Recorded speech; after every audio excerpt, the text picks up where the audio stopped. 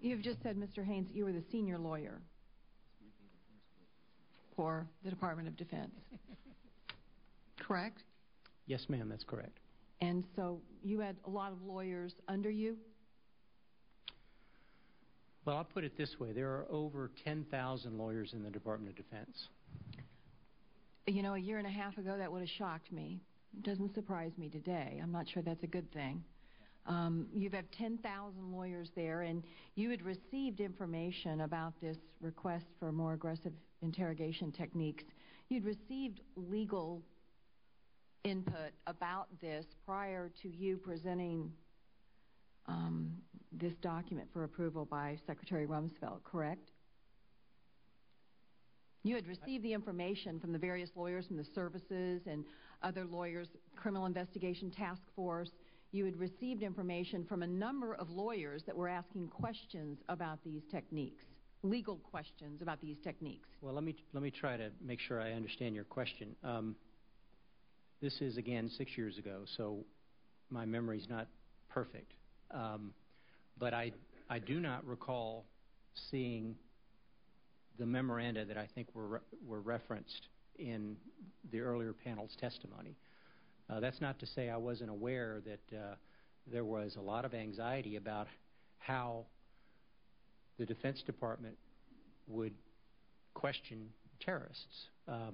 That concern was present from the moment the war began, and it remains a very interesting and difficult issue. And it tends to be fueled by two different approaches. It tends to be fueled on the one hand by law enforcement-minded people, people of good faith, intelligent, with great intentions, who come at a problem with a law enforcement mind. And from the other perspective, people interested in the collection of intelligence during the conduct of warfare, who are less concerned about preserving a record for ultimate criminal trial. Okay, let me go down that path. A minute ago, you talked about the two approaches, and you said there's the people from law enforcement, and then there's the people that are in a time of war and they're trying to get intelligence. You know, the idea of getting intelligence is getting reliable information. And it appears to me that the most experienced people in our country at getting reliable information from people who are wanting to harm other people are in fact law enforcement. That's what they do. They understand interrogation techniques much better. And that's what their profession embraces, is interrogation techniques.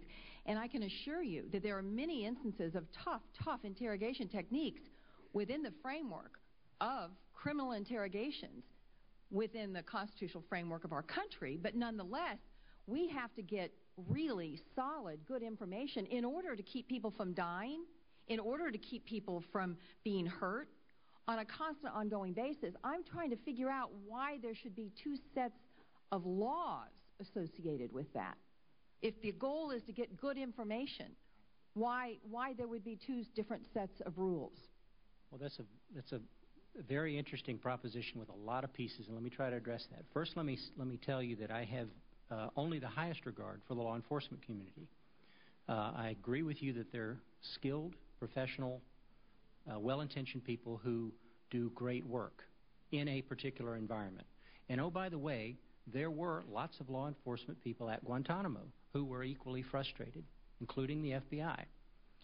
So I don't mean for a minute in trying to describe the environment that the country faced at the time and still faces, frankly, as favoring one over another. I'm just describing the existence of a set of conflicting philosophical approaches that are fueled by very different purposes.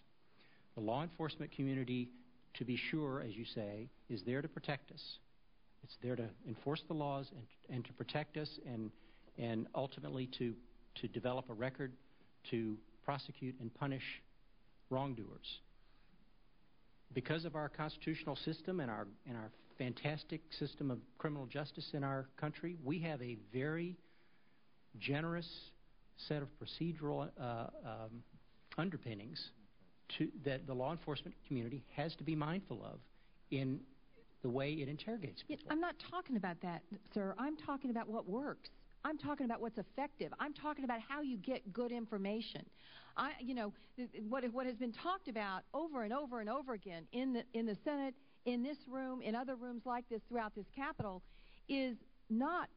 It's not just a matter of legal analysis. It's also what works. Oh, I agree. People will tell you what you want to hear. If you're torturing them, they'll tell you what you want to hear. Well, it's not an effective way to get good information, and law enforcement knows that. And frankly, I wish I didn't have to go preside, but I know my time is up, Mr. Chairman. But Senator, I need to respond to that because nobody has advocated torture. Period. I don't advocate torture. I don't question your appreciation that effective interrogation is what we're after. I agree with that. I'm not an interrogator. I'm not an intelligence officer. I'm not an FBI person. I'm a lawyer. And my job in this exercise that we're probably going to get into at this point is to talk about what does the law permit and what does the law prohibit. And it's important to understand those two conflicting approaches from the experts, of which I am not. In appreciating how I can respond to your question, did I know that there were people who had problems with the approaches? Absolutely. And I believed at the time that it sprang from those things because I saw it repeatedly and I see it now.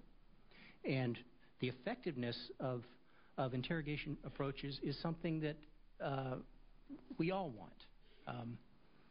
But in my experience as an observer, a reluctant observer over the last 6 years as general counsel and doing some of these kinds of things that I had no idea I was going to get into when I took the job, is that it is case by case, person by person, situation by situation, and type of information by type of information as to what is the best and what is the most appropriate approach.